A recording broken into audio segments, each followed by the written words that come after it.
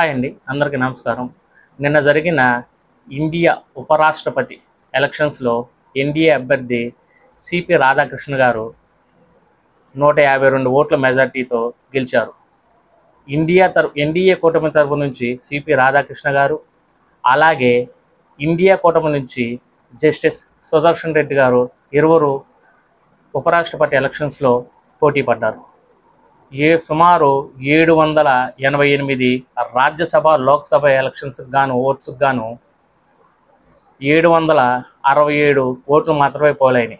దాంట్లో 6 లోక్సభ, 6 రాజ్యసభ, 1 లోక్సభ స్థానాలు ఖాళీగా ఉన్నాయి. ఆ 7 ఓట్లు మినహాయిస్తే భాజపా తరపున, బీఆర్ఎస్ తరపున 4 మరియు బీజేడీ తరపున 7, అకాలీదళ నుంచి 1 ఈ ఎలక్షన్స్ బాయ్కాట్ చేస్తే ఈ 12 మంది ఓట్లు మినహాయించుకుంటే టోటల్గా 769 ఓట్స్ లెక్కదేలినాయి. దాంట్లో కూడా 767 ఓట్లు మాత్రమే పోలైనవి.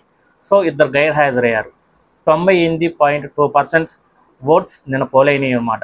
సహజంగా చూసుకుంటే ఎన్డీఏ అభ్యర్థికి 438 ఓట్లు అభ్యర్థుల బలం ఉంది.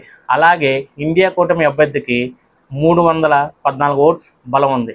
కానీ నిన్న జరిగిన ఎలక్షన్స్లో ఎన్డీఏ అభ్యర్థికి ఇండియా కూటమి అభ్యర్థి కన్నా 14 ఓట్లు అధికంగా పోలేని అనమాట. అంటే మామూలుగా యాక్చువల్గా ఎన్డీఏ అభ్యర్థికి పోలు కావాల్సిన ఓట్లు 438, కానీ 14 ఓట్లు అధికంగా క్రాస్ ఓటింగ్ జరిగి ఎన్డీఏ అభ్యర్థికి 14 ఓట్లు క్రాస్ ఓటింగ్ జరిగి 458 ఓట్లు పోలేని అనమాట. దీంట్లో సిపి రాధాకృష్ణ గారు సుమారు 152 ఓట్ల మెజార్టీతో జస్టిస్ సుదర్శన్ రెడ్డి గారితో గెలిచారనమాట.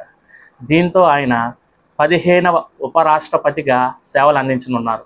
మామూలుగా అయితే ఇండియా కూటమికి రాజ్యసభలో కానీ లోక్సభలో కానీ అంతమంది ఓట్లు బలం లేదు. కానీ రాజకీయాల్లో ఏమన్నా అద్భుతం జరగబోద్దన్న ఉద్దేశంతో వాళ్ళు నిన్న జస్టిస్ సుదర్శన్ రెడ్డి గారిని పోటీలో దించారు. కానీ అనూహ్యంగా అందరూ ఊహించినట్టే సిపి రాధాకృష్ణ గారు ఆయన మీద సుమారు 152 ఓట్ల మెజార్టీతో గెలిచారనమాట. దీంతో ప్రధాని నరేంద్ర మోడీ గారు, అలాగే క్యాబినెట్ మినిస్టర్స్, అలాగే ఎంపీలు, రాజ్యసభ సభ్యులు సిపి రాధాకృష్ణ గారిని నిన్న అభినందించడం జరిగింది. అలాగే తెలుగు రాష్ట్రాల నుంచి నారా చంద్రబాబు నాయుడు గారు, పవన్ కళ్యాణ్ గారు, లోకేష్ గారు, కిషన్ రెడ్డి గారు వీళ్ళు కూడా సిపి రాధాకృష్ణ గారికి ఫోన్ చేసి అభినందించడం జరిగింది. మన రాష్ట్రంలో జగన్మోహన్ రెడ్డి గారు కూడా ఎన్డీఏ కూటమికే మద్దతు ఇచ్చారు. Thank you.